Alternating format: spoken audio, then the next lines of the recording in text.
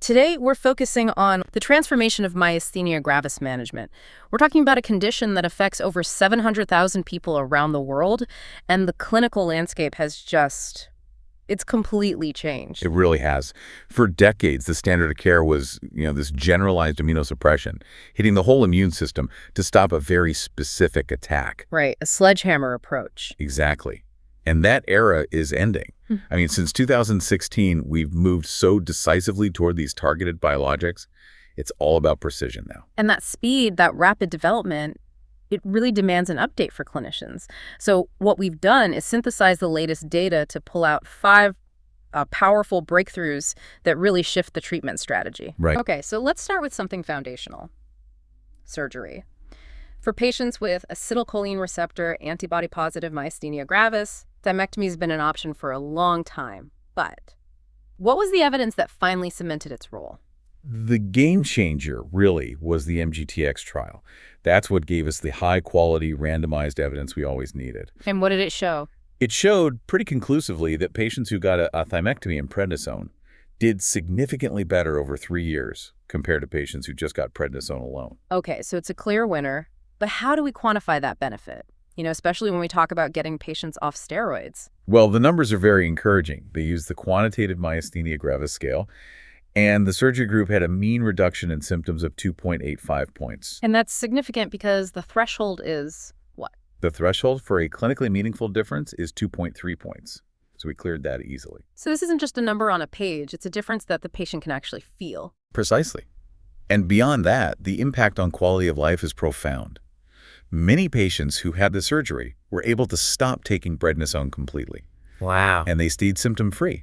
That's the whole point, really, getting to a durable, medication-free remission. And what about the procedure itself? Has that gotten any easier for patients? Oh, dramatically. Yeah. The days of the full sternotomy of cracking the chest open are largely gone for this. So what's the standard now? Now, it's almost always a minimally invasive approach. So robotic surgery or video-assisted thoracoscopic surgery. VATS. And the result of that shift. I imagine recovery is much faster. It's a world of difference. A patient used to be in the hospital for about a week. Now, most go home in 1 to 2 days. It's just a completely different experience for them. From a week to a weekend. That's incredible. Okay, Okay. Let's move from the mechanical to the molecular. Let's talk about these agents that stop the attack right at the nerve-muscle junction. How do these new complement inhibitors work? Right, so this is about stopping the damage before it even happens. In acetylcholine receptor myasthenia gravis, the autoantibodies bind to the receptor, sure, but the thing that does the actual destruction, that's the complement system. Okay. Specifically, it's component 5. Think of it as the immune system's local wrecking ball. It gets activated and just pokes holes in the muscle end plate. So by blocking that one component, you prevent the entire downstream attack. Exactly.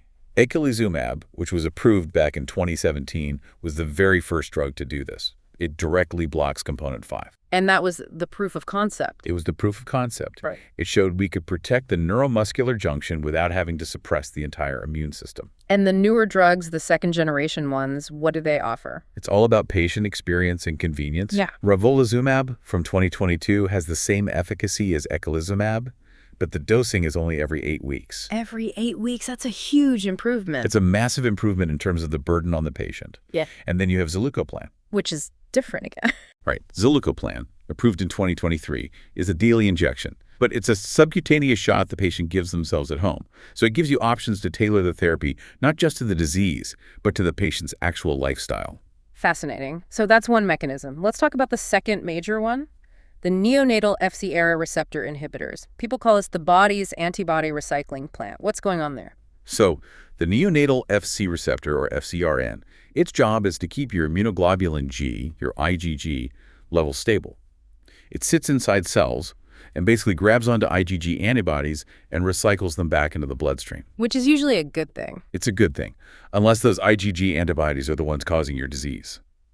Because of this recycling, the harmful antibodies in myasthenia gravis can stick around for up to 21 days. So the goal is to stop the recycling. How do drugs like efgartigimod do that? They do it by just flooding the system. They saturate the FcRn receptor so it gets overwhelmed and can't bind to the circulating IgG. And without that binding? Without that binding, the antibodies just get sent for destruction. They're broken down. What does that do to the patient's overall antibody levels? It causes a massive, very rapid drop in total immunoglobulin G. We're talking about a 70% reduction. 70%, that's comparable to plasma exchange. It is. It's like doing antibody dialysis, but without the machine. You can do it with an infusion like efgartigimod every few weeks, or a weekly subcutaneous shot like ravulizumab. That level of reduction immediately makes you think about infection risk, though. And that's absolutely the right question to ask. We are clearing protective antibodies too. Yeah. So yes, you have to monitor these patients very closely, and infection prophylaxis is part of the standard of care. But the benefit, especially avoiding chronic steroid toxicity, is often huge. Is this mechanism particularly good for any one subtype of myasthenia gravis? Yes, and this was a critical breakthrough. This mechanism gave us the first FDA and EMA-approved targeted therapy for patients with muscle-specific kinase, or MuSK antibodies. And that group is always harder to treat, right? Much harder. So this was a monumental step forward for that population. Okay, let's talk about a drug that's been around but has seen its role formalized, rituximab. It went from an off-label kind of last resort option to a guideline-recommended treatment. What drove that shift? It was simply the overwhelming weight of real-world evidence. Just so much data from multiple centers showing it had sustained efficacy, especially for MuSK myasthenia gravis, but also for those really tough refractory acetylcholine receptor cases. For the MuSK patients, what did the numbers look like? How effective is it? The statistics are frankly incredible. The data shows that between 70 and 90% of MuSK patients achieve a durable long-term remission. 70 to 90%. Yes, and here's the key. That remission can sometimes last for years after just 1 or 2 cycles of the treatment. It's incredibly efficient. And why is it so effective in MuSK specifically? What's the pathological difference? Well, the disease mechanism is just different. MuSK myasthenia gravis really doesn't involve the thymus much. So thymectomy is not effective.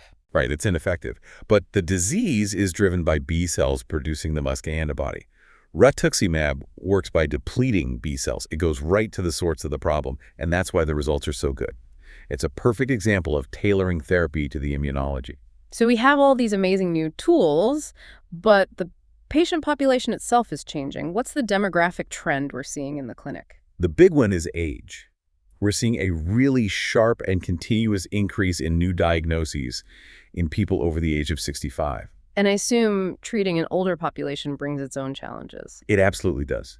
They often come in with multiple comorbidities, heart issues, diabetes, and they tend to have poorer responses to the classic treatments, especially high-dose steroids. So what's the key insight for managing this group?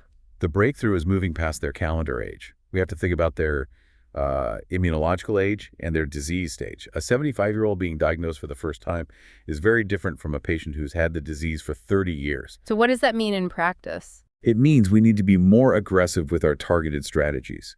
The clinical consensus now strongly suggests escalating to these biologics much earlier in older patients. To avoid the long-term steroid toxicity? Exactly.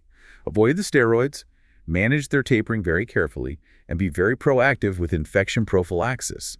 It's all about controlling their symptoms quickly to preserve their functional independence. So to pull this all together, the landscape has just fundamentally changed. Sustained remission isn't a hope anymore. It's becoming the standard we should be aiming for. It is. It's an incredibly exciting time, and we're already looking ahead. The field has, I'd say, 4 major goals for the next 5 to 10 years. Okay, what's first? First, true point-of-care diagnostics. Lab tests for antibodies that give you a result in minutes, not days. For making decisions in a crisis. Precisely. Second, genuine neuromuscular protection. Drugs that don't just lower antibodies, but actively prevent the physical damage to the end plate during a flare. That would be a huge leap. What's third? Third is just more research into why older patients respond differently, so we can refine our approach even more. And fourth, well, the most ambitious goal, Which is? potentially curative cellular therapies. Things like chimeric antigen receptor T cells, CRR T cells, designed to target the specific B cells making the bad antibodies. All one-time treatment to reset the system. That's the goal, and it's not science fiction. Early trials for myasthenia gravis are already recruiting patients right now. That's how fast things are moving. The speed is just breathtaking.